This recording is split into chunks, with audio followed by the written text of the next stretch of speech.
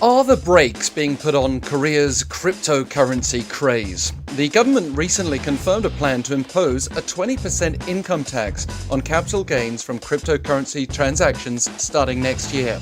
Now, this is a very sensitive subject that reaches right to the heart of fundamental social obstacles facing younger people in particular.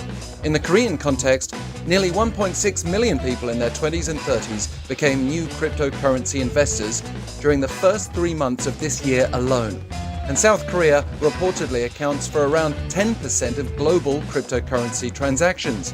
But almost all of the country's cryptocurrency investments are in so-called altcoins, potentially even riskier cryptocurrencies outside the very few top-traded options like Bitcoin and Ethereum.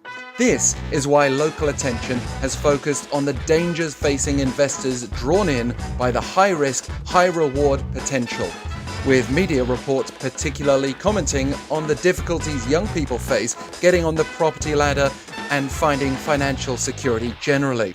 This all escalated at the end of April, when the head of the Financial Services Commission here said it was the duty of elders like himself to correct young people who spend money on digital currencies that have no intrinsic value.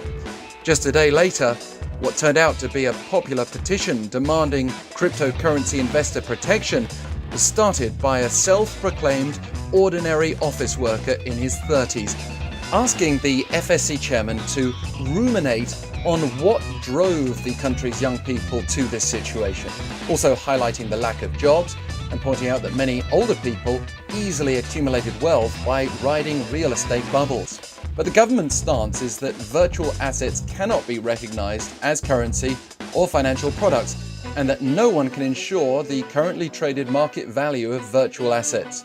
Rather than protecting these assets, officials are introducing this 20% tax while trying to ensure transparency through the proper registration of local markets, which only applies currently to 4 out of many dozens.